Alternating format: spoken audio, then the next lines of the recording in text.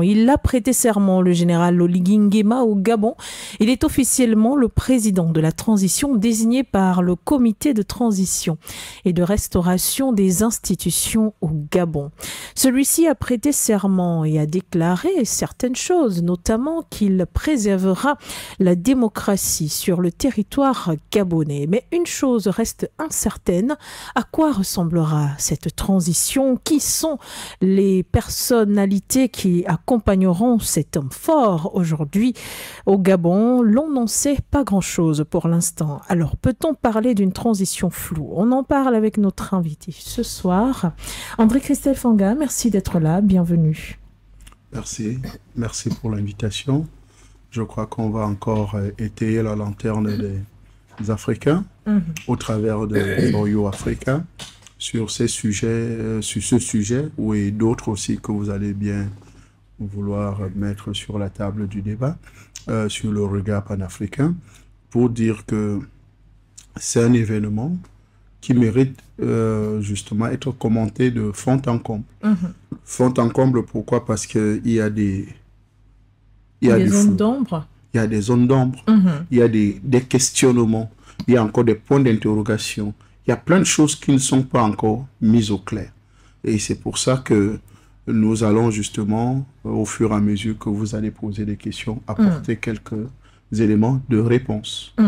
Merci en tout cas à vous d'être là. Cette prestation de serment a eu lieu en présence de plusieurs personnalités, les autorités gabonaises, si on peut le dire ainsi, déchues, mais aussi la plateforme Alternance 2023, mais on a pu constater l'absence du candidat principal de cette coalition, Albert Ondo-Ossa. Est-ce pour dire que celui-ci n'est pas d'accord avec l'acheminement du général Oligui Nguema avant de rentrer dans le vif du sujet? Oui, ça c'est ce qui est sûr. Il ne peut pas être d'accord avec le fonctionnement, le cheminement de ce qui est en train de se passer, sachant que pour lui, son élection a été volée. L'alternance, il se sent le président légitime du Gabon. Du Gabon, oui. Voilà, donc je pense que tout à fait, il a tout à fait raison de ne pas être présent. S'il veut être sérieux dans sa démarche, au vu de cette déclaration, pendant le processus électoral, après le processus électoral et pendant même que ce coup de force s'est effectué au Gabon. Parce que vous avez bien suivi son entretien à TV5, oui. Il a dit certaines choses, qu'il sait ce qu'il y a lieu de faire. Le président de la transition d'aujourd'hui sait ce qu'il a à faire pour justement respecter la démocratie. Il sait ce qu'il a à faire. Ou simplement le recomptage des voix. S'ils disent que le processus électoral a été le recomptage ou bien les voix n'ont pas été bien comptées, il faut simplement faire le recomptage pour qu'on sache qui a vraiment gagné l'élection et que cette personne prenne le pouvoir. Donc voilà un peu dans le raisonnement du professeur Ondo-Ossa, et qui dit que ce n'est pas la dynastie Bongo ne s'est pas arrêtée avec le départ d'Ali Bongo. Pour lui, considère que le général Clotaire Oligui est membre du clan, membre de la grande famille Bongo. Donc, pour lui, il considère que c'est une façon, c'est une victoire volée, c'est un hold-up, c'est un chemin bien organisé. Une révolution de palais. Une révolution de palais, exactement. Une révolution de palais. Donc, ça n'a pas changé grand-chose. Eh bien, dans ce raisonnement, on constate bien que le général Oligui Nguema ne compte pas, et pas du tout, remettre cette victoire au candidat Albert Ondo-Ossa, rien qu'au vu de ses déclarations selon lesquelles il préservera la démocratie, mais également qu'il n'y a plus d'opposition, il n'y a plus de majorité. Aujourd'hui, il n'y a que le CTRI qui n'est pas un parti politique. Maintenant, on constate également la rapidité avec laquelle celui-ci a prêté serment. Quelle interprétation de tous ces actes ces derniers jours, Monsieur Fanga? Ben, c'est comme s'il y avait un arrangement et que tout était fin prêt. Parce qu'au vu du déroulé des affaires, de tout ce qui est en train de se passer, première des choses, il faut rappeler que les élections, le résultat des élections ont été proclamé à 3 heures du matin. À 4 heures du matin, il y a coup d'État. Quelle célérité! Et que les autorités militaires prennent le pouvoir, arrêtent soit leur déclaration à la télé le matin, ils disent qu'ils ont arrêté tel, ils vont arrêter tel, ils ont arrêté plusieurs personnalités, n'est-ce pas? Ali Bongo, le président Ali Bongo, ils ont arrêté son fils Noureddine, le chef sécurité, plein de personnalités, ils ont arrêté au même instant, et les accusant de corruption, falsification de la signature, imitation de la signature du président, trafic de stupéfiants et tous ces éléments-là.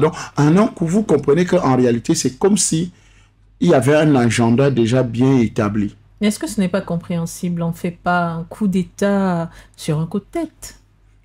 Non, je pense qu'aujourd'hui, quand nous regardons les révolutions un peu de partout, c'est pour ça qu'on regarde le coup de force, en fait, la rupture de l'ordre colonial au Burkina Faso.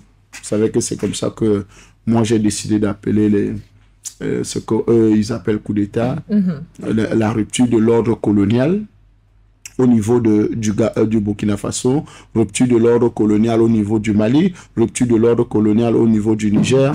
Vous voyez que ça n'a pas eu la même célérité, la même aujourd'hui, mais quand vous voyez la célérité de 3 autres pays, parce que quand on essaie de regarder ces révolutions-là, ou bien ces coups d'État, mélangeons tout, quand on essaie de regarder le coup d'État au Burkina, le coup d'État au Mali, le coup d'État au Niger, au coup d'État, bon, on peut s'arrêter là. Dans une moindre mesure en Guinée-Conakry. Dans une moindre mesure en Guinée-Conakry. On peut s'arrêter sur les cartes là. Et quand on regarde maintenant au Tchad, on regarde au Gabon, on comprend qu'il y a quelque chose qui ne va pas. Et la chose qui ne va pas, c'est que ce n'est pas les mêmes aspirations. Malgré que c'est les militaires qui prennent le pouvoir, mais ils n'ont pas les mêmes projets, les mêmes aspirations, n'ont pas les mêmes défis et les mêmes engagements. Et quand nous regardons ces mêmes choses-là, c'est pour dire que, regardez par exemple la transition au Tchad, c'est un flou artistique. On ne sait même pas par quelle mesure le président général Mahamat Idriss Déby est devenu président de la transition. Il n'y a aucun mécanisme. Il n'y a pas eu... Oui, le papa est décédé qui était en pleine élection présidentielle et tout, qui venait de remporter l'élection, mais qui n'avait pas encore prêté serment, mais qui allait au front, mais il est mort. Bon, ok, on subitement, maintenant, on entend que c'est lui maintenant qui est le président d'une transition.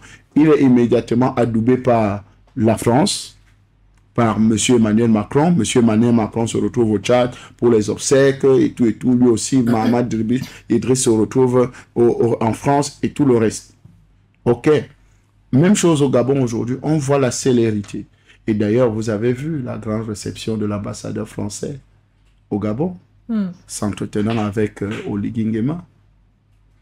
Alors, pour nous, les panafricanistes, ça veut tout dire. La première des choses, et d'ailleurs nous allons arriver sur le cas du Niger tout à l'heure, si on aura assez de temps pour arriver pour le deuxième sujet que vous avez bien voulu mettre sur la table. Vous voyez l'affrontement qu'il y a entre les autorités de transition et un ambassadeur. Oui.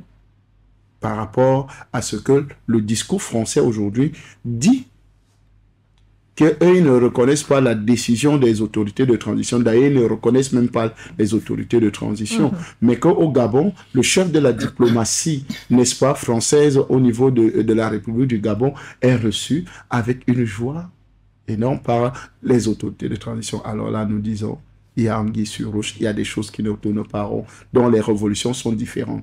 Ou bien les coups de force sont différents, les coups d'État sont différents. Et il faut véritablement que nous, les panafricanistes, nous ayons un regard sur ces différents agissements. Parce que quand nous regardons les différents agissements, c'est pour ça que votre mission s'appelle Regard panafricain. Donc nous devons avoir un regard pointilleux sur les différentes révolutions, sur les différents coups de force, sur les différents agissements de ces militaires qui prennent le pouvoir. Donc vous comprenez que en réalité, quand nous faisons l'analyse des deux cas, quand je parle des deux cas, c'est-à-dire les deux plus récents. Oui, voilà, les deux cas, vous comprenez qu'en réalité, c'est comme si la France a décidé d'entrer dans la logique des panafricains ou bien des peuples d'Afrique qui veulent le changement. Il dit, ok, comme vous voulez les coups d'État, nous allons vous aider à faire des coups d'État. C'est-à-dire, ils vont faire des semblants de renversement des institutions et placer des hommes liges à leur tête, parce que nous avons un homme lige au Tchad, nous avons un homme lige aujourd'hui au Gabon, parce que ça, nous ne pouvons que dire que c'est la France-Afrique qui est en train de qui poursuit son bonhomme de chemin en Afrique centrale. Donc, il n'y a pas véritablement une révolution au niveau du Gabon. Eh bien, ce coup d'État ou alors ce coup de force pour vous qui êtes un observateur de la classe, de la sphère panafricaniste, vous estimez qu'il s'agit d'un coup de bluff france-africain. C'est donc ça, André Christelle Fanga, qui rend flou cette transition. On rappelle quand même que de ce côté, la communication est totalement... je vais dire claire autour du général Oligui Nguema, mais la sienne particulièrement reste attendue et reste légèrement ambiguë. Qu'est-ce qu'il faut donc attendre d'un général comme celui-là à la tête du pouvoir en termes de transition, en termes de décision? Première des choses, c'est de rompre les relations diplomatiques avec la France. Vous avez parlé vous-même de cet entretien, vous pensez que c'est faisable? C'est ce que je suis en train de dire. C'est pour ça que nous disons que c'est flou. Oui. C'est pour ça que le regard panafricain de ce soir vous dit que nous, on ne comprend pas cette attitude du général Oligui Nguema qui veut un Gabon nouveau, de nouvelles institutions, qui veut des choses et reçoit l'ambassadeur français. Reçoit les opérateurs économiques, mais la plupart sont français. Ou bien les intérêts français sont à presque 70% au Gabon. Donc, vous comprenez qu'en réalité, s'il faut parler de révolution, on se débarrasse d'abord de la France. Parce qu'aujourd'hui, nous savons que la France est la gangrène qui met en mal les pays de la zone franc. Donc, si on parle de révolution, si on parle de coup de force, de coup d'État, et que on ne voit pas cette rupture-là, elle peut être brutale, elle peut être douce, mais qu'on ne voit pas cette rupture-là, alors là, il y a un problème. Il y a un problème, c'est pour ça que nous disons que c'est ambigu. C'est pour ça que nous disons que c'est flou. C'est pour ça qu'on dit qu'il y a anguille sur roche. C'est pour ça qu'on dit que maintenant, on ne se reconnaît pas véritablement dans cette histoire. Le peuple, parce que quand nous parlons panafricanisme, il faut rappeler que le panafricanisme, c'est la volonté souveraine du peuple africain d'avoir sa liberté, d'avoir son émancipation, d'avoir son émergence, de décider de ses propres ressources, comment faire, comment travailler ses propres ressources, à qui les vendre. Et d'ailleurs, quand on parle de révolution, aujourd'hui, nous savons que tout révolutionnaire africain a pour allié un pays que nous connaissons tous, qui est la Fédération de Russie. Alors, une révolution où on ne voit pas les drapeaux russes, où on ne voit pas une tendance à aller vers la Russie, alors là, on s'inquiète. On s'inquiète. On s'inquiète. Et on continue à s'inquiéter. Parce qu'en réalité, nous avons des séquelles de la colonisation, de la néocolonisation, de l'impérialisme. Nous avons des blessures béantes de ce capitalisme outrancier qui nous a mis à genoux. Il y avait de l'uranium, ou bien il y a toujours de l'uranium au Gabon. Oui. Ça a été exploité. Il y a du pétrole au Gabon, ça a été exploité. Mais ça n'a pas bénéficié aux Gabonais. Donc nous pensons qu'aujourd'hui, parler de révolution, parler de coup d'État, parler de coup de force, vraiment, nous savons que c'est un chemin. C'est juste... on a déshabillé Saint-Paul et on a habillé Saint-Pierre.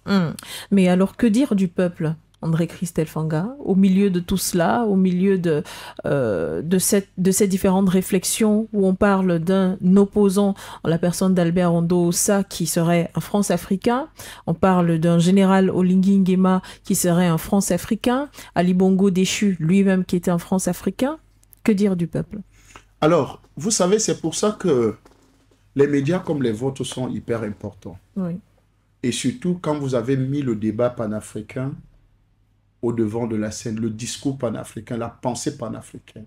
Vous savez qu'une pensée peut changer beaucoup de choses dans une vie, dans un pays.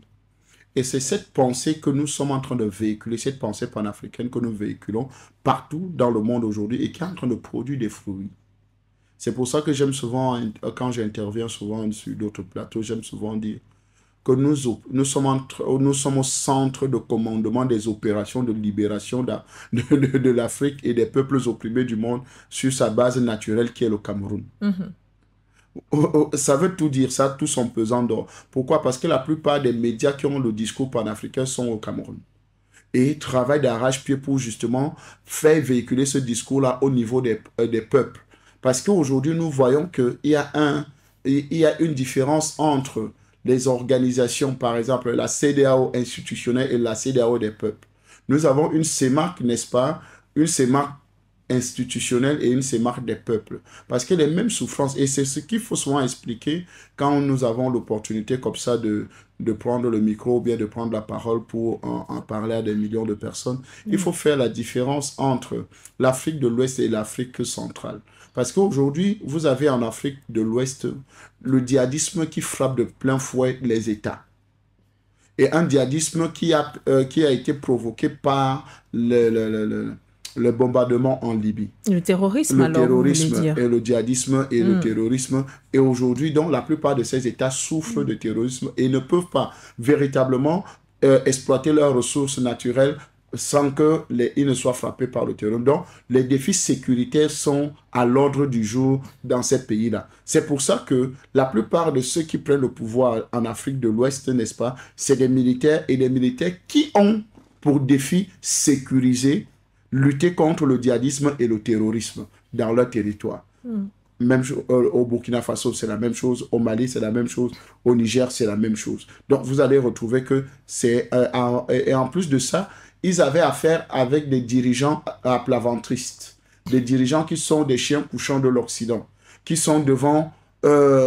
qui défendent plus les intérêts de l'Occident, c'est-à-dire de la France et les États-Unis et tout le reste là, qui défendent leurs intérêts que de défendre les intérêts des peuples africains qui sont en souffrance. C'est pour ça qu'on a la rupture de l'ordre colonial dans ces États-là. Maintenant, en zone CEMAC, nous avons un autre souci en zone CEMAC. La zone CEMAC, nous avons des chefs d'État qui vont aux élections, qui ont un système, mais qui ont longtemps duré, qui sont longtemps au pouvoir, qui durent longtemps au pouvoir.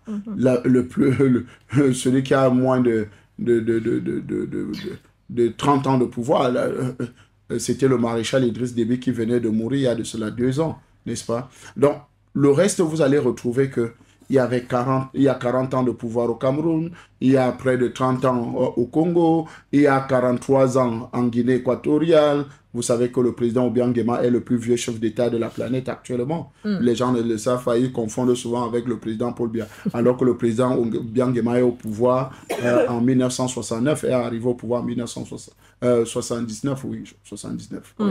Donc, 3 ans avant 82, donc avant le président Paul Biya. Donc, vous comprenez que Obiang Nguema est le plus vieux chef d'État actuellement. Donc, vous voyez que la longévité au pouvoir dans la zone CEMAC désespère les peuples. C'est là le problème des peuples de la zone CEMAC.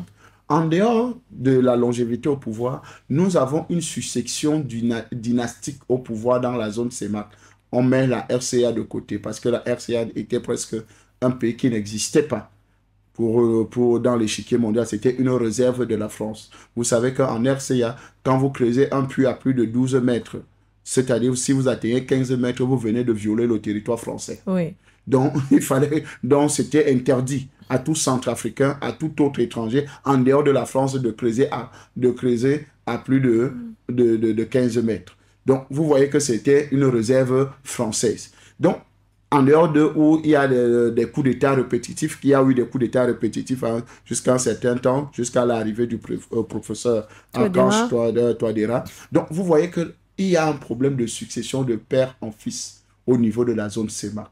Père Bongo est mort, son fils Bongo, Ali, a pris le pouvoir.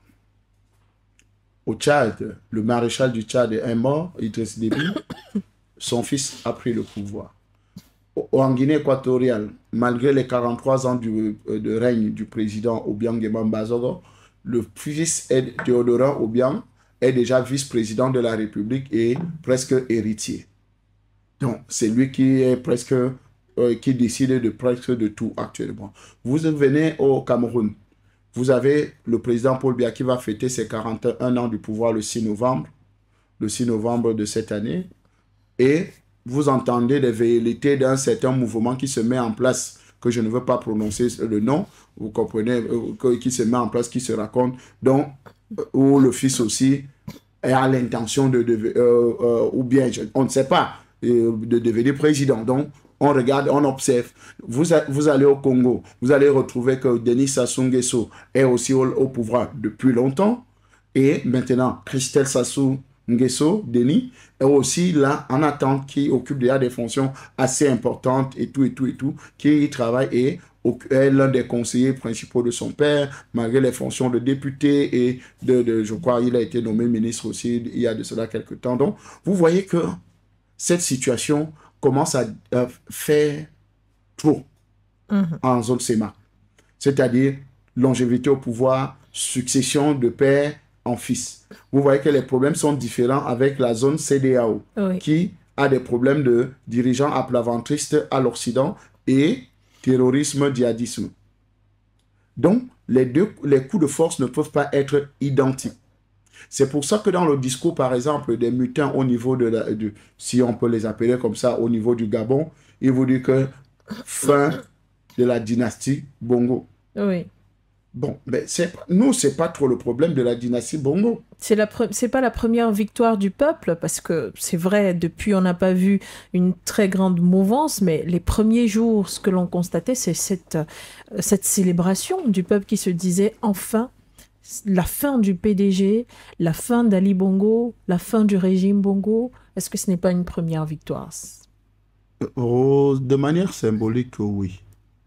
Pour moi, je considère ça de manière symbolique, dans la symbolique de la chose.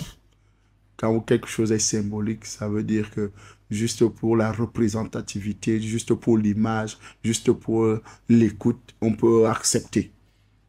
Mais au fond, ça n'a aucun changement. Parce que je voudrais vous dire, le général Oligui Nguema, président de la transition aujourd'hui, aile de camp de Père Bongo jusqu'à sa mort.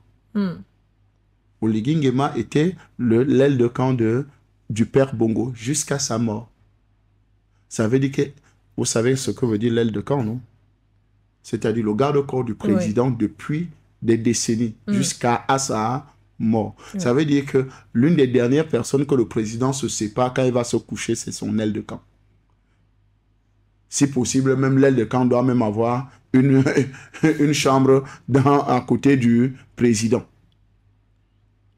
Vous comprenez un peu ça? Oui, ça veut dire que si vous dites que c'est la rupture de la dynastie Bongo avec son aile de camp qui est restée là longtemps, on fait fausse route. Vous connaissez ce que représente l'aile de camp. Il vous accompagne presque partout. D'ailleurs, c'est l'une des personnes qui connaît les paradis fiscaux de la famille Bongo, qui connaît tous les éléments, même les ordres mystiques où appartient la famille Bongo. Parce que c'est l'aile de camp qui est chargée des contacts même, que ça soit mystique, que ça soit naturel, financier et tout le reste, c'est l'aile de camp. Donc, il est de la famille Bongo. Et plus grave, il finit, quand le père meurt, il est chef service des renseignements au niveau de la présidence de la République quand son père meurt. Après, on l'envoie comme ambassadeur aux États-Unis, dans certains pays, et il revient et il est nommé directeur de la sécurité présidentielle, c'est-à-dire chargé de garder de la sécurité du président Ali Bongo. Donc, les 14 ans de pouvoir d'Ali Bongo encore, il était encore dans le système. On dit, ok, on peut dire que d'accord, oui, pour mieux détruire un système, et les éléments de sa propre destruction, un système a toujours les éléments de sa propre destruction. Si c'est ça, on peut dire, ok, bravo, on vient de réussir la destruction du système Bongo. Mais dans un pays comme le Gabon, c'est difficile d'éteindre la dynastie Bongo. Parce qu'on va vous dire que Bongo avait 53 enfants officiellement reconnus. Vous avez, sans compter ceux qui ne sont pas reconnus. Beaucoup d'épouses, beaucoup de femmes, de concubines. D'ailleurs, il paraît qu'il y avait dans son entourage, je dis le père Bongo, un ministre chargé de recrutement des femmes. Donc, vous comprenez que dans un pays, et qui a placé la plupart de toute l'élite aujourd'hui, parce que que ça soit à l'université, que ça soit dans les ministères, que ça soit dans la société civile, que ça soit un peu de partout, vous allez retrouver l'impact des Bongos dans ces familles-là, parce que c'est eux qui ont... Le Gabon, c'est quand même un petit pays. Et vous savez, il y a quelque chose que j'ai apprécié lors de la prestation de serment du général. Quoi donc? Quand il a appelé son épouse, quand son épouse est montée pour faire la photo, et il a embrassé son épouse. Pourquoi particulièrement? Vous savez pourquoi ça m'a marqué? Parce qu'on sait qu'au Gabon, il y a des pratiques d'un autre genre. Et vous savez que l'Assemblée nationale du Gabon a validé le mariage pour tous. Vous voyez un peu? C'est une image. Peut-être les gens ont pris ça comme ça, mais pour moi, je n'ai pas pris ça au hasard. J'ai pris ça comme une image qui représente que voici quelqu'un qui est soucieux de la famille, qui veut que les vraies valeurs africaines, c'est-à-dire monsieur et madame et les enfants, vous comprenez un peu, puissent former une famille. Et non que monsieur et madame puissent former une famille. Suivez mon regard, mon regard est bien fixé au Gabon. Oui. Voilà. Donc, pour dire que vous avez posé la question de savoir, et le peuple dans tout ça. J'étais en train de vouloir expliquer tous ces éléments pour qu'on comprenne que la différence entre l'engouement du peuple, par exemple, de l'Afrique de l'Ouest et l'engagement des peuples de l'Afrique centrale, n'est-ce pas? Alors, le peuple gabonais n'est pas assez mature. Ça, c'est l'euphorie du premier jour. Mais, nous les panafricains, nous savons que le peuple gabonais n'est pas assez mature politiquement pour comprendre les enjeux, parce que quand même sortir de près de 60 ans de règne d'une famille et que la France-Afrique a impacté puissamment ce pays-là, vraiment sortir de ces griffes-là, il faut véritablement que le général Oligui Nguema soit un vrai révolutionnaire à la Sankara, à la Gerard Rawlings, comme lui-même il a cité Gerard Rawlings dans son discours de prestation. Donc, il faut des gens qui vont venir remettre des choses à plat. On est d'accord, il a fait un très bon discours, où il, par rapport à certains engagements et tout. Mais maintenant, est-ce qu'il va réussir à mettre en place cette politique dont il veut implémenter au Gabon? Attendons voir. Peut-être on a vite fait de tirer sur le général, mais je pense qu'il faut aujourd'hui que le peuple mette la pression. Et que nous, au travers des médias, nous mettons la pression. Que nous essayons de lui montrer la voie. Parce que le peuple peut récupérer vous avez appelé ça quoi? Révolution de palais révolution de palais. Révolution de palais. Le peuple peut récupérer cette révolution de palais et faire une vraie révolution.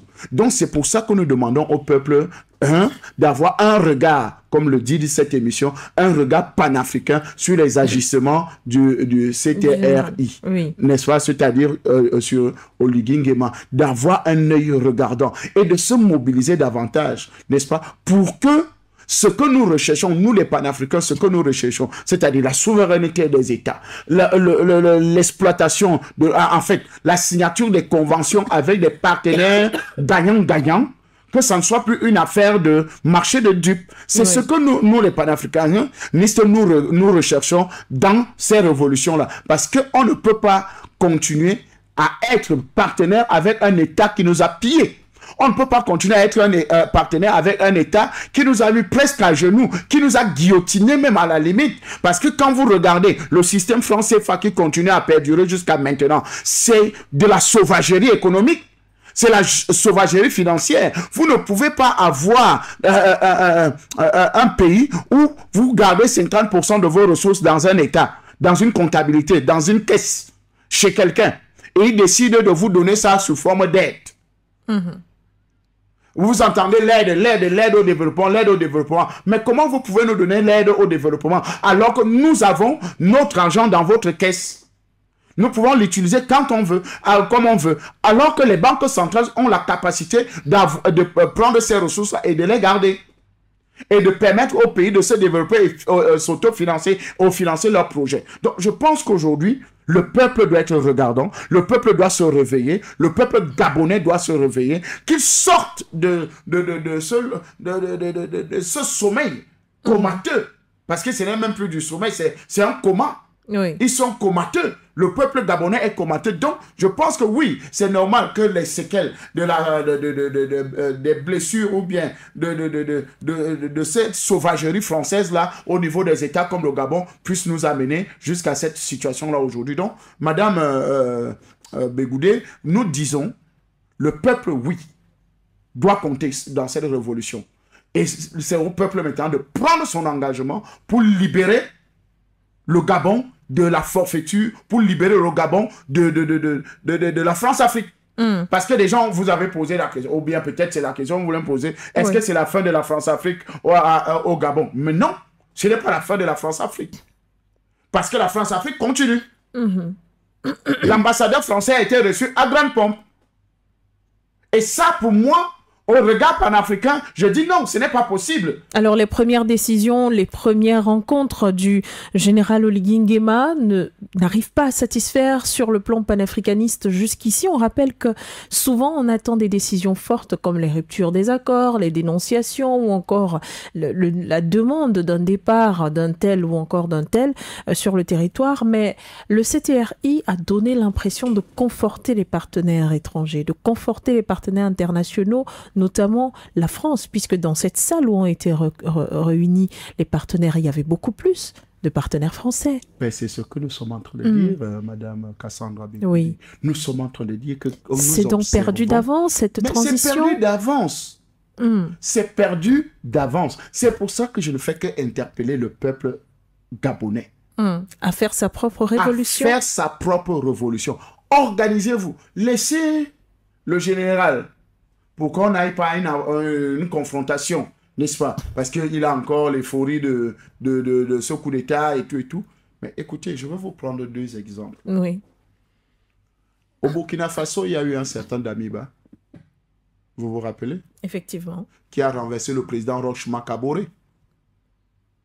Monsieur Damiba était reçu par M. Alassane Dramane Ouattara, était reçu par la plupart de ces pro-France Afrique de la France. Et il était pro-français.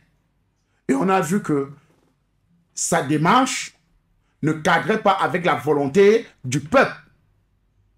Malgré qu'il avait fait le coup d'État, malgré qu'il avait la révolution. 6 mois après, 8 mois après, il a été renversé par ses collègues militaires.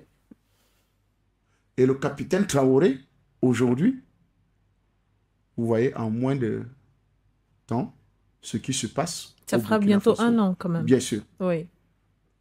Donc M. Damiba a été chassé du pouvoir. Mais on rappelle quand même qu'au départ, André Christelle Fanga, le capitaine Ibrahim Traoré ne donnait pas à voir en lui un vrai révolutionnaire. Ses décisions n'étaient pas poignantes, son discours n'était pas comme celui qu'on attendait réellement les premiers jours, mais aujourd'hui, on voit en lui un espoir. Vous avez suivi, il y a une chose qui marque la révolution. Quand vous faites référence dans votre pays à Thomas Sankara, Oui. ça veut dire que vous êtes un vrai révolutionnaire. Parce que les pro-français n'accepteront jamais parler de Thomas Sankara. Donc, à la fin de Traoré, à chaque discours qu'il prenait, lors de ses débuts, la patrie ou la mort, nous vaincrons. Ça, c'est du Thomas Sankara. Et quand quelqu'un a déjà l'âme sankariste, ça veut dire que c'est un panafricain. Ça veut dire que peu importe le temps qui va arriver, on finira par atteindre les objectifs. Et aujourd'hui, nous sommes satisfaisants. Nous sommes fiers d'avoir le jeune Ibrahim Traoré au pouvoir au Burkina Faso. C'est une fierté pour la jeunesse que nous représentons aujourd'hui. Ça, nous le saluons encore. Monsieur le Président du Burkina, sentez-vous salué par les panafricains aujourd'hui. Parce que nous sommes fiers de voir cette jeunesse. Parce que vous savez qu'il y a eu longtemps des discours qui nous faisaient croire que cette jeunesse, vraiment jeunesse africaine, on ne peut, on est. Non, voilà une fierté. Vous avez vu son discours en Russie. Vous avez vu sa position. Donc, vous comprenez qu'il y a matière, il y a de la révolution, il y a vraiment rupture de l'ordre colonial. Ça, c'était le premier exemple que je prenais pour le Burkina Faso. Oui. Vous vous rappelez du Mali? Quand Ibeka a été chassé, les qui ont pris le pouvoir? Monsieur Mbandao et monsieur, il y avait un autre là, Mokhtar Ouane. Celui qui accompagnait le colonel Bandao. Oui. Voilà, Mokhtar Ouane. Les deux, l'autre était président de transition, l'autre était premier ministre. Mais ils ont trahi la révolution. Parce que l'une des choses qu'il faut remarquer, pourquoi Assimi Goïta était justement là, comme ministre de la Défense chargé de la sécurité, et il avait fait un projet, par exemple, de sécurité. Monsieur Mbandao a pris le projet. Au lieu d'aller en Russie, il s'est arrêté en France. Il a donné ce projet à Emmanuel Macron. Et Emmanuel Macron a demandé au président de transition de redescendre au Mali pour venir chasser Assimi Goïta du ministère de la Défense. Donc, quand M. Bandao et tout le reste redescendaient en Côte d'Ivoire, pardon, au Mali, c'était pour mettre hors d'état de nuire Assimi Goïta et ses compagnons.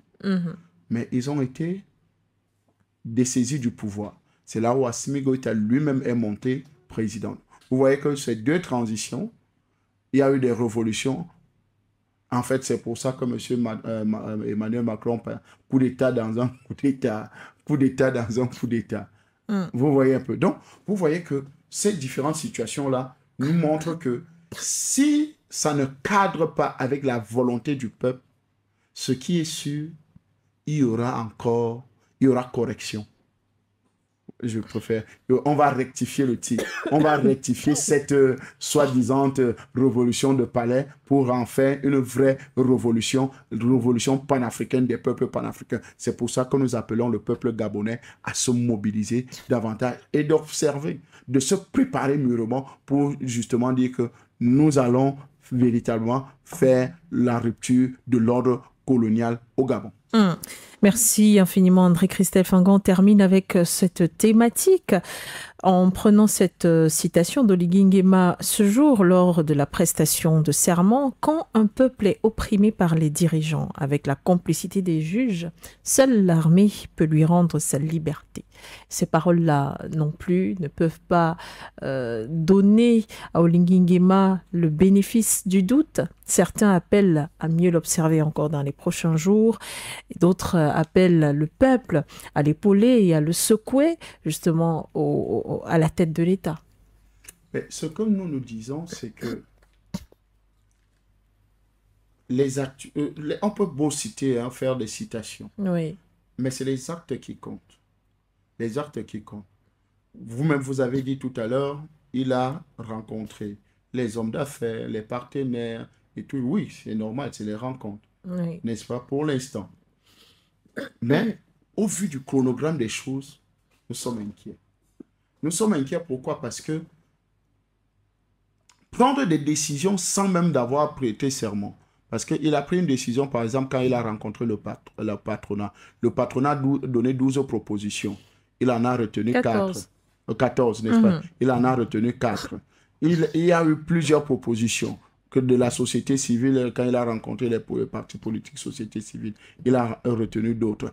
Il a rencontré les religieux. il a retenu d'autres. Donc, vous voyez qu'en réalité, c'est comme si on mettait la charrue avant les bœufs. Comme s'il y avait un agenda absolument à accomplir avant que les choses ne se gâtent. Vous voyez un peu qu'il faut, par exemple, satisfaire des gens, une certaine catégorie de personnes. Dans les temps. Dans les temps, dans les délais. Vous voyez un peu. Avant que maintenant, s'il y a une contre-révolution, on aurait déjà... Parce que vous dites que vous allez payer la dette intérieure. La dette intérieure. La dette intérieure, la plupart des opérateurs économiques au Gabon sont français, sont étrangers. Donc, si vous dites que vous payez la dette intérieure, ça veut dire que c'est les étrangers que vous allez payer. Quand vous avez rencontré le patronat. Maintenant, vous rencontrez le patronat, vous dites que vous allez privatiser la CNPS. La CNS, enfin, l'équivalent de la CNPS. L'équivalent de la CNPS au Gabon, c'est-à-dire les retraités. Ça veut dire que vous savez qu'il y a beaucoup d'argent dans la caisse des retraites. Ça veut dire qu'en fait, il va apporter, il veut donner l'argent à certains amis. Il veut donner l'argent à certains opérateurs économiques. Donc, c'est une façon de leur dire, voici des financements où vous pouvez vous enrichir. En fait, il veut enrichir les plus riches. Et le peuple dans ça gagne quoi? Rien du tout. Je pense qu'aujourd'hui, oui, il a essayé d'élaborer et que non, le prochain gouvernement qui sera formé, il faudra faire ceci, il faudra faire ceci, la bourse aux élèves et tant de choses. Beaucoup de mesures nationales. Beaucoup de mesures nationales, c'est bien. Mais attendons de voir le basson au pied du mur. Oui. En l'observant. Mais en disant au peuple gabonais, commencez à vous mobiliser, à vous maturer, n'est-ce pas? Si vous n'étiez pas mature, maturez-vous maintenant. En attendant que d'ici 1 mois, 2 mois, 3 mois, 4 mois, 5 mois, 6 mois, 1 an, si Oligui Nguema ne donne pas satisfaction aux exigences panafricaines de l'heure, alors une deuxième révolution prend place. Merci André-Christelle Fanga. Nous passons sans transition au Niger à présent, où vous le savez, de nombreuses manifestations ont eu lieu et continuent d'ailleurs jusqu'au départ du dernier soldat français des bases militaires françaises sur le territoire nigérien. Mais cet après-midi, nous avons appris que le Premier ministre également s'est exprimé. Celui-ci a demandé une fois de plus le départ de l'ambassadeur français du territoire nigérien. La balle est-elle définitivement du côté de la France dans cette histoire, André-Christelle Fanga? La France cherche un prétexte pour faire la guerre au Niger. C'est pour ça qu'elle maintient son ambassadeur sur place. Il veut pousser les Nigériens à la faute. Monsieur Macron veut pousser les Nigériens à la faute, c'est-à-dire qu'il faut qu'ils violent l'enclave diplomatique. Vous savez que la Convention de Vienne ne permet pas que vous enfreignez l'enceinte diplomatique d'un État dans votre pays, n'est-ce pas? Mais les Nigérians sont conscients des défis. Oui. Et c'est pour ça que des éléments comme... c'est pour ça que quand vous donnez l'opportunité comme ça de parler de ces sujets, nous faisons des propositions pour que le peuple et les dirigeants puissent comprendre que non, ne tombez pas dans ce piège-là. Vous savez qu'un texte sorti de son contexte est un prétexte. Vous voyez que la France cherche un prétexte. La France cherche quelque chose. Et d'ailleurs, j'ai toujours rappelé, et je l'ai rappelé dans l'une de vos émissions ici, à For You Media, Monsieur Macron avait demandé, en fait la diplomatie française avait demandé à tous les ressortissants français de quitter le territoire nigérien. Et on a affrété tous les éléments nécessaires pour qu'ils puissent quitter. Je me suis posé la question, est-ce que l'ambassadeur français est russe au Niger? Parce que si la diplomatie française demande à tous les Français de quitter le territoire du Niger, nigérien, n'est-ce pas? Et vous aujourd'hui, vous venez dire que l'ambassadeur ne doit pas bouger du Niger. Alors, c'est un Tchadien, c'est qui? C'est un Russe. Parce qu'on ne comprend pas. Est-ce qu'il est français, non? Effectivement. Monsieur Sylvain Ité est français, non? Tous ceux qui travaillent à l'ambassade sont des Français, non? Donc, normalement, il devait dégager, lui, sa famille et tout le personnel d'ambassade.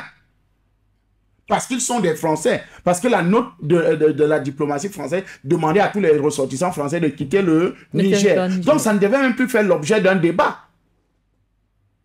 Ça ne devait plus faire l'objet d'un débat. Donc, je pense qu'aujourd'hui, il faut que les gens doivent apprendre à respecter les autres. Mais comme la France est un pays belliqueux, un pays méchant, qui ne connaît pas respecter les accords, qui a toujours agi dans la violence, que ce soit la violence physique, la violence économique, la violence dans tous les aspects, alors là, il faut véritablement que les Nigériens utilisent de la méthode pour justement faire partie de cet ambassadeur-là. Et je pense qu'ils ont commencé par la coupure d'électricité, coupure d'eau, coupure de tout, des ravitaillements de l'ambassade. Donc, quand les provisions vont finir dans leur frigo là-bas, ils seront obligés de partir, sauf s'ils ont fait des provisions pour 1 an. Mais les Nigériens vont veiller, et je crois qu'il faut toujours leur motiver, qu'ils doivent veiller. C'est leur territoire ou ce n'est pas leur territoire. Pourvu que aucun soldat ne puisse... D'ailleurs, j'ai appris aussi qu'ils ont eux-mêmes demandé que tous les soldats français doivent quitter la France. Madame Colonna a demandé que les soldats français doivent quitter pour qu'on n'arrive pas à un affrontement. Affrontement, oui.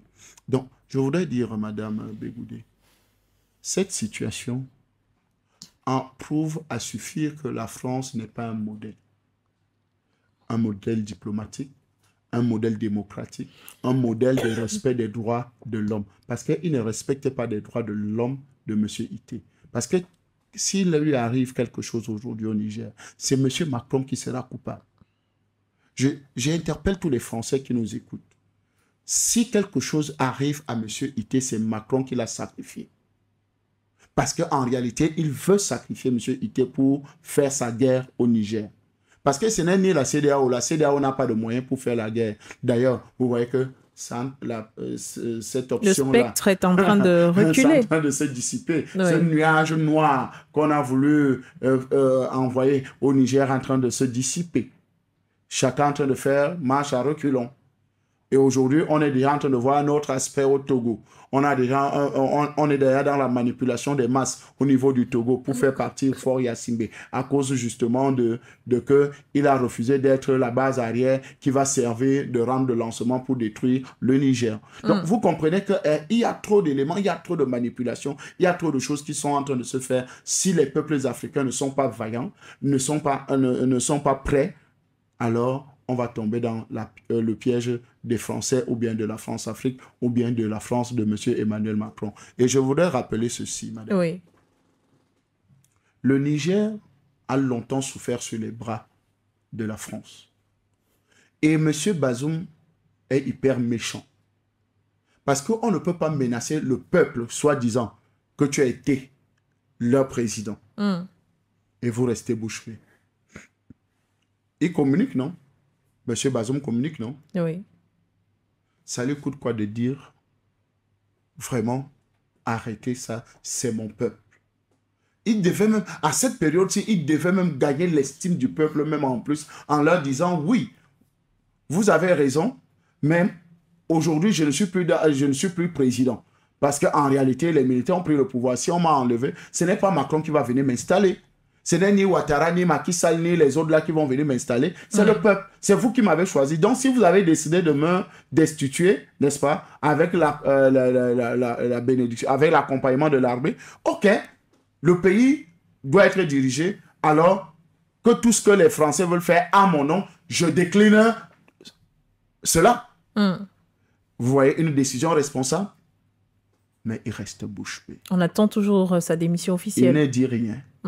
Il ne veut rien faire. Mais bon, est-ce que les autorités de transition ont besoin encore de sa démission? On n'a plus besoin, parce que les actes pris par le comité de transition prennent effet. C'est-à-dire, ils ont décidé de nommer un premier ministre, on a nommé. Oui. Donc, et le premier ministre a rappelé encore à l'ambassadeur de partir du territoire nigérien aujourd'hui. Donc, vous comprenez qu'il faut véritablement que les peuples africains continuent à se mobiliser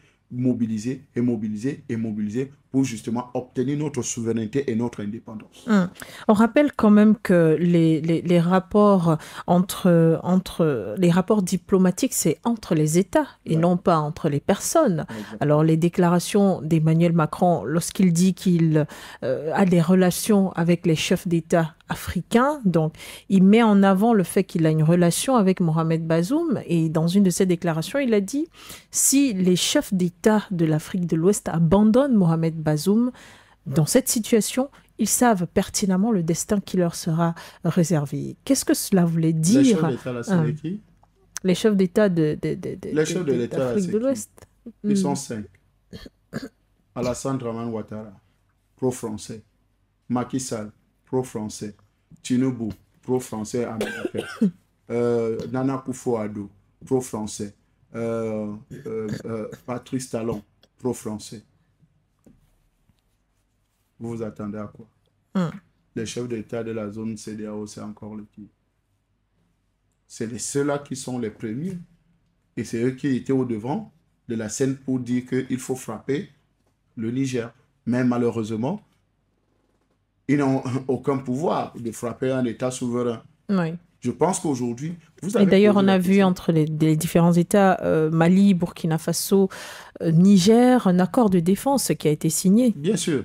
Donc, vous comprenez que, madame, et c'est vous, vous avez lu bien le discours de Oligui Nguema, qui a bien rappelé ça, n'est-ce pas que si le peuple est opprimé par les dirigeants sous le regard des juges, ce n'est que l'armée qui peut lui rendre sa liberté. Bien sûr. Donc, vous comprenez qu'en réalité, le peuple aujourd'hui, qui était opprimé hier, au travers de son armée, et je rappelle toujours ça, il ne faut jamais dissocier l'armée et le peuple. Parce que le panier de la ménagère n'est pas différent de celui du militaire et celui du professeur de lycée, ou bien du fonctionnaire, ou autre, au lambda, ou bien d'un homme d'affaires. Non, ce n'est pas différent. Les mêmes conditions sont dans les marchés. C'est-à-dire, quand il y a coupé d'électricité, ça n'esquive pas les domiciles des militaires. Ça n'esquive pas les domiciles des autres. Non, c'est coupure d'électricité pour tout le monde. La vie chère, c'est pour tout le monde. Donc, il ne faut jamais dissocier le militaire et le peuple. Parce qu'en réalité, la seule différence, c'est quoi? C'est que l'autre a l'arme et l'autre n'a pas d'arme. Point. Donc, nous pensons qu'aujourd'hui, cette fusion, et c'est pour ça que le concept armée-nation dans le pays qu'on appelle le Cameroun est très important. Oui. Et ça a longtemps été travaillé. C'est pour ça que les gens s'étonnent, mais pourquoi s'il n'y a pas de soubresaut au Cameroun? Mais vous avez un concept armée-nation qui fonctionne très bien. C'est-à-dire l'armée travaille en symbiose avec l'État, avec les institutions, avec le peuple. Parce que vous allez retrouver l'armée faire la construction des routes. Dans le sport, l'armée est là-dedans, impliquée presque dans tous les domaines. Les garnisons militaires qui étaient réservées uniquement pour les soins des militaires, par exemple au Cameroun, est ouvert au public. C'est-à-dire, et d'ailleurs quand on compte les meilleures morgues dans la ville de Douala, on compte la garnison militaire. Donc, vous voyez que en matière de soins de santé, vous voyez que les services militaires, les garnisons militaires dans tout le pays au Cameroun sont sollicités et apportent des services extrêmement importants. Je profite là pour saluer le ministre de la Défense, M. Joseph Betty Assomo. Donc, vous comprenez qu'il y a un travail de fond qui est fait entre l'armée-nation. Donc, ne jamais dissocier l'armée et le peuple. Ne jamais dissocier ces deux-là. Les deux-là vont ensemble. Et je pense qu'aujourd'hui, quand nous regardons les mouvements en Afrique de l'Ouest, c'est que le peuple a fait fusion avec son armée. La preuve en est au Burkina Faso, vous avez ce qu'on appelle les volontaires de la défense pour la patrie. Voilà. Donc, vous avez tout compris. Et je crois que nos téléspectateurs et nos auditeurs ont très bien compris.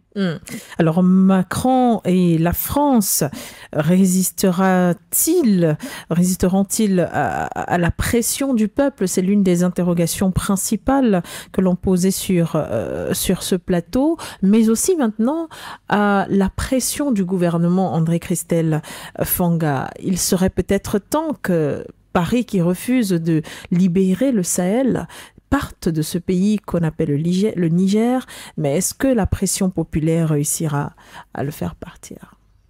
Vous savez, quand vous avez affaire à un pays maudit comme la France, je dis bien un pays maudit, Mm. comme la France, ce n'est que normal que vous utilisez tous les moyens nécessaires pour qu'il puisse partir. La France est maudite, pourquoi? Parce que il y a la déclaration d'un célèbre, je ne sais pas s'il était prophète, s'il était quoi, Nostradamus, qui avait dit que la France aura un jeune président. Et ce jeune président sera antichrist. Et quand il sera au pouvoir, la cathédrale Notre-Dame va brûler. La cathédrale Notre-Dame a brûlé en France. Vous vous rappelez, la cathédrale Notre-Dame a brûlé. Il y aura la famine en France. Il y aura du désordre. Vous avez vu le désordre des Gilets jaunes. Vous avez vu les assassinats, les brimades et tout ce qui se passe, n'est-ce pas, au niveau de la France. Vous voyez qu'aujourd'hui, des jeunes Français peuvent casser des boutiques pour voler des tennis, des chaussures et du pain, ce qui ne se passait pas avant. Vous voyez qu'il y a les coupures d'électricité en France. Que la France sera un pays pauvre, l'un des pays les plus pauvres d'Europe. Quand vous voyez ça et quand vous regardez ce qui est en train de se passer aujourd'hui, ça veut dire que la France est maudite. Elle est maudite pourquoi? Parce qu'elle a accepté un jeune président antichrist à la tête de son État. Et aujourd'hui, les conséquences sont là. Les conséquences sont là pourquoi? Parce que quand les anciennes colonies, les anciens esclaves, parce qu'il faut le dire tel que ça se fait, les anciens esclaves comme nous, n'est-ce pas, on est obligé de se détacher. Vous savez, on est en train de crier comme George Floyd aux États-Unis criait quand le policier avec son genou sur son cou, que je suis en train d'étouffer. Je suis encore en train d'étouffer. La France a mis son pied sur notre cou, sur le territoire france-africain, francophone, qu'il maîtrisait. Et la France a mis son pied, ses deux pieds même. Et on a longtemps agonisé. On a agonisé. On a agonisé. Dieu merci, on ne sait pas où la force l'est sortie. On a quand même enlevé un pied. Même jusque-là, l'autre pied est encore là. On est en train de fournir encore assez d'efforts pour enlever le deuxième pied. Et quand nous allons enlever le deuxième pied, parce que quand nous parlons de la liberté, nous ne parlons pas d'une liberté partielle. Parce qu'actuellement, nous avons une liberté partielle. Que ce soit en zone CEMAC, que ce soit en zone CEDEAO, où se trouvent ces États français-là. Nous aurons la liberté totale quand la France aura quitté définitivement toute la zone francophone. Et ça, nous y travaillons et ça va arriver et ce n'est plus pour longtemps. C'est pour ça que j'avais dit, il faut que Macron soit réélu. Il aspire d'ailleurs peut-être à un troisième mandat. Un troisième mandat. Vous comprenez un peu l'idiotie alors. Certains estiment que la venue d'Emmanuel Macron est une chance pour l'Afrique. Ah bon? Pour nous, parce qu'elle lui permet de se libérer réellement. C'est ce que je voulais dire. Que j'ai souhaité que M. Macron soit réélu parce que ça nous permet, nous les panafricanistes, d'avoir la possibilité de se libérer du carcan. Parce que vous imaginez, si on avait eu un Nicolas Sarkozy en une période comme celle-ci, sauvage, qui maîtrisait plein de choses. Vous savez que ce qui a un peu maintenu la France-Afrique en marche, c'était les Nicolas Sarkozy, parce qu'ils utilisaient d'une main de fer la France-Afrique. Ils mataient les chefs d'État, ils mataient les populations, ils mataient les opérateurs économiques, ils imposaient ces opérateurs économiques-là dans le continent. Donc, vous comprenez qu'aujourd'hui, avec la fébrilité de M. Emmanuel Macron, qui ne maîtrise pas trop les manettes de pilotage de la France-Afrique, aujourd'hui, ça permet qu'il y ait quand même des petits échappes, n'est-ce pas, de prisonniers de cette France-Afrique-là, comme au Mali, comme au Burkina Faso, comme au Niger, et comme ça va se faire un peu de partout, que ce soit en zone CEMAC, que ce soit en zone CEDEAO. Donc, nous allons nous libérer complètement de cette France-Afrique-là. Donc, ne vous inquiétez pas, madame, on va se libérer de la France, ce qui est sûr. Nos aïeux avaient déjà prophétisé. Je me rappelle là du Pondol Robben Ounmiobe, qui avait déjà prophétisé le départ de la France, qui avait déjà déclaré que nous serons des peuples libres, n'est-ce pas? Parce qu'aujourd'hui, vous avez un pays qui était le porte-parole, le porte-plume, n'est-ce pas, de certains pays, de plusieurs pays au niveau des Nations Unies.